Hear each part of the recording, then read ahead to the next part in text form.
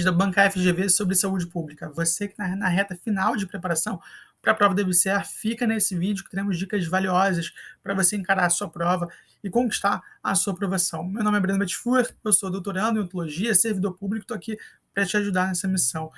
A gente começa falando sobre um assunto muito cobrado em concurso público, que é o Decreto 7.508/2011. Ele regulamenta a Lei 8080, que é uma das leis orgânicas do SUS. E ele traz vários conceitos importantes que são bastante cobrados em concurso público. E é justamente isso que fez essa questão aqui do TJ do Mato Grosso no ano passado, da Banca FGV. Vamos ler junto a questão. Conforme disposições sobre a organização do SUS, o conjunto de ações e serviços de saúde articulados em níveis de complexidade crescente, com a finalidade de garantir a integralidade da assistência à saúde, corresponde ao.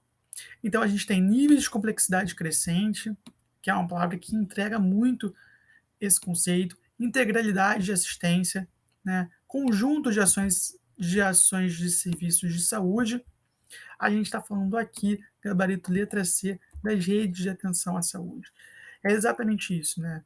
As redes de atenção à saúde é como a gente imagina o SUS. Eles têm níveis de complexidade crescente, ou seja, nível de atenção básica, secundária e terciária. Esses serviços, eles são articulados de forma com que você consiga atender a integralidade de saúde daquela população, daquele indivíduo. Ou seja, esses níveis de saúde, eles são articulados, são montados de forma com que você, no seu planejamento, consiga garantir todas as ações e serviços de saúde que aquela população precisa. Isto é, você coloca aqui, você vai ter atenção básica, você vai ter um serviço especializado, você vai ter um hospital, tudo isso articulado de forma a atender todas as necessidades de saúde daquela população, daquele indivíduo. E isso é o conceito de rede de atenção à saúde. Muito fácil se a gente pensar assim. As palavras complicam um pouco, mas você tem que dar uma imaginada. Quando a gente fala de decreto 7.508, tenta sempre fazer um desenho, tenta sempre fazer algum esquema, porque isso vai te ajudar muito, muito mesmo na hora da prova. As redes de atenção à saúde são exatamente isso, e ela está lá no decreto 7.508. E eu deixei aqui todos os outros conceitos que a gente falou na última parte dessa questão, né? Lá na primeira página. A gente tem regiões de saúde, a gente tem mapa de saúde, a gente tem rede de atenção à saúde. Há uma confusão muito fácil entre esses conceitos. Há uma confusão muito fácil entre esses conceitos. Por isso que eu disse, é bom você desenhar e pegar as palavras-chave. Por exemplo, quando a gente fala de região de saúde, a gente está falando sempre de espaço geográfico contínuo por agrupamentos de municípios limítrofes. Você tem, então, municípios vizinhos, quando a gente fala de região de saúde. Né? Você tem municípios vizinhos. Quando a gente fala sobre mapa de saúde, a gente está falando de uma descrição geográfica. Então pensa nisso. Um mapa é uma descrição geográfica. E aí nesse mapa, você vai olhar e vai ter todos os serviços de saúde daquela região ali, da atenção de saúde do serviço público, mas também do serviço privado. Já quando a gente está falando de rede de atenção à saúde, a gente está falando sobre esse conjunto de ações e serviços de saúde articulados de forma em nível de complexidade crescente para garantir a saúde daquela população. Tenta sempre dar uma. Então, se eu fosse deixar esse desenho para você, eu faria exatamente isso, né? O mapa, eu colocaria assim um desenho de um mapa. Aqui nos municípios limítrofes, eu pensaria em cidades vizinhas, né?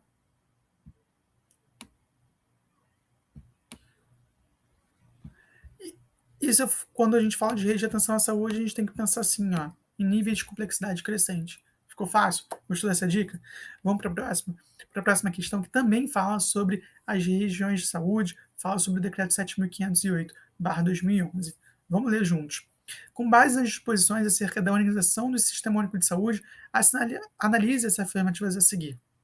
Ele quer saber qual dessas afirmativas aqui está correta. Vou dar um tempinho para você pensar. Pausa o vídeo e tenta fazer sozinho. Vamos para a primeira alternativa. Para que uma região de saúde seja instituída, ela deve conter minimamente serviços de vigilância em saúde e vigilância sanitária? Em relação às regiões de saúde, cabe aos entes federativos definir seus limites geográficos e a população usuária das ações e serviços? Serviços especiais de acesso aberto são serviços de saúde específicos para o atendimento da pessoa que, em razão de agravo ou de situação laboral, necessita de um atendimento especial? Isso aqui está certo. Está no decreto 7.508, essa definição. também está no decreto 7.508, que as regiões de saúde são exatamente isso, né? Eu falei, região de saúde envolve municípios vizinhos, Eles vão se articular para tentar dimensionar aqueles serviços. Então imagina, não cabe no desenho de saúde pública você fazer um hospital para 20 mil pessoas numa área que vai atender 100 mil pessoas. É necessário que aqueles municípios, ainda que essas 1.000 pessoas, né, que esse montante de pessoas estejam dispersos em vários municípios, é interessante que aqueles municípios se articulem para dimensionar o serviço de saúde. Eu, por exemplo, trabalhava no município de Miguel Pereira, aqui no Rio de Janeiro. E a cidade ao lado, Partido Alferes, não tinha um hospital. Então, o certo é que aqueles dois municípios, né, ou que mais municípios ao redor, dois naquele caso, porque eles ficavam um pouquinho mais isolados, eles se façam um acordo comum, né, para tentar dimensionar aquele serviço. Porque aquele serviço, aquele hospital, ele não valia só para o município de Miguel Pereira, sei lá, com 25 mil habitantes. Ele valia para todos os dois municípios, que têm cerca de 50 mil habitantes. Então é importante, quando você vai dimensionar os serviços de saúde pública, que os municípios entrem em acordo para tentar fazer esse dimensionamento de forma correta, já que aqueles serviços vão atender toda aquela área. A gente falou agora sobre as regiões de saúde, né? Para que elas sejam instituídas, elas precisam de pelo menos 5 serviços, e não apenas os serviços de vigilância. São necessários 5 serviços que eu trouxe para a gente aqui na nossa próxima tela. Para que você tenha uma região de saúde, você precisa de pelo menos atenção primária, unidade básica de saúde, clínica da família, urgência e emergência, hospitais, unidade de pronto atendimento, atenção psicossocial, que são relacionados a agravos de saúde mental, atenção ambulatorial especializada e hospitalar, e também as vigilâncias em saúde. Eu quero deixar só mais uma dica para você, que a região de saúde tem esses 5 componentes aqui. Mas para você ter uma porta de entrada, você precisa de pelo menos 4 critérios. Você precisa da atenção primária, da atenção de urgência e emergência, da atenção psicossocial e mais uma, que são os serviços especiais de acesso aberto, tá? Mais uma, os serviços especiais de acesso aberto. Eles estão descritos, inclusive, na questão. É muito comum perguntar, assim como agora, quais são as ações e serviços de saúde minimamente para compor uma região de saúde. São esses 5. E quais são as ações e serviços mínimos que são as portas de entrada do SUS? E são esses 4: atenção primária, urgência e emergência, atenção psicossocial, mais os serviços especiais de acesso aberto. Fica ligado nessa dica, tá bom? Lembrando que regiões de saúde são, então, municípios limítrofes e as portas de entradas são os primeiros contatos do usuário com o Sistema Único de Saúde. Vamos para mais uma questão? Agora mudando de assunto, falando sobre a Política Nacional de Humanização. Esse assunto aqui é um dos assuntos também queridinhos da banca VUNESP.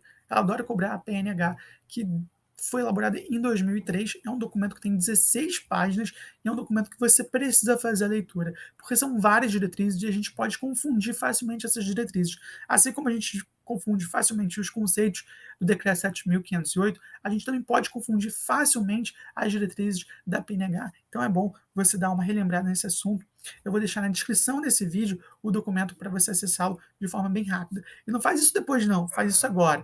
Acabou aqui o nosso vídeo, já entra, clica nesse link para você conhecer esse documento da PNH, ficar familiarizado, porque ele pode aparecer na sua prova de concurso público. E aqui, essa questão, ela fala sobre a Política Nacional de Humanização e traz uma dessas diretrizes e pergunta para a gente a que descrição essa diretriz se refere, né? Vamos ler juntos. A Política Nacional de Humanização está pautada em uma série de diretrizes que expressam métodos adotados para promover a inclusão em saúde. Sobre uma dessas diretrizes, leia a descrição a seguir. É um processo constitutivo das práticas de produção e promoção de saúde que implica na responsabilização do trabalhador e equipe pelo usuário, desde a sua chegada até a sua saída. Ouvindo sua queixa, essencial isso aqui, ó. Considerando suas preocupações e angústias, fazendo uso de uma escuta qualificada, mais uma palavra que entrega a questão, que possibilite analisar a demanda e garantir atenção integral, resolutiva e responsável. A PNH estimula isso, a participação de todos os sujeitos envolvidos no processo de saúde, usuários, trabalhadores, os componentes da gestão, e visa qualificar e orientar, então, o modelo de atenção à saúde. Entre essas diretrizes, a gente não tem a diretriz vínculo, a gente não tem a diretriz participação e a gente não tem a diretriz atendimento. Vínculo tem tudo a ver com essa diretriz. Estava aqui logo na letra A.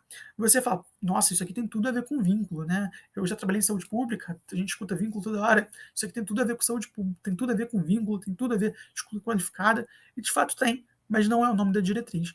O nome da diretriz, que fala sobre vínculo, sobre escuta qualificada, sobre você de fato ouvir a queixa, a necessidade singular de saúde daquele paciente, ter ali atenção àquele paciente, isso a gente chama de acolhimento. Essa diretriz a gente chama de acolhimento. Gabarito, portanto, letra D. Acolhimento é isso, é promover uma escuta qualificada, é você parar, ouvir aquele usuário, ouvir aquele paciente, para, a partir disso, construir a saúde daquele paciente, né? O modelo de saúde daquele paciente, o projeto terapêutico para aquele usuário. Então, você precisa, primeiro, antes de tudo, ouvir com bastante atenção aquele paciente. E é isso que a PNH reforça em uma das suas diretrizes, chamada acolhimento. A outra diretriz que a gente tinha aqui na questão é a cogestão, que estimula a gestão participativa dos diferentes componentes na assistência à saúde. Então, familiares, o paciente, a cogestão relacionada a isso, a uma gestão participativa no processo de saúde. Ficou claro para você? Olha, como eu disse, eu vou deixar esse documento aqui, a PNH, a descrição desse documento, o link para você conseguir acessar esse documento está aqui na descrição desse vídeo, porque é um documento fundamental para você conquistar a sua aprovação, para você ir bem na prova de concurso público. Muitas bancas gostam de cobrar PNH. Eu diria que especialmente a VUNESP gosta desse assunto. Então, a gente revisou rapidinho o decreto 7.508 e a PNH, que são documentos essenciais que você precisa conhecer para ir bem na sua prova.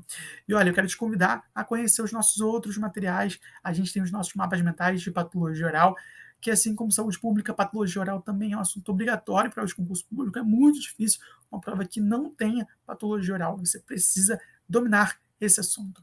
A gente se vê numa próxima. Visite nosso perfil no Instagram, Odonto para Concurso. Eu te espero por lá e também aqui no YouTube com mais vídeos. Até a próxima. Tchau!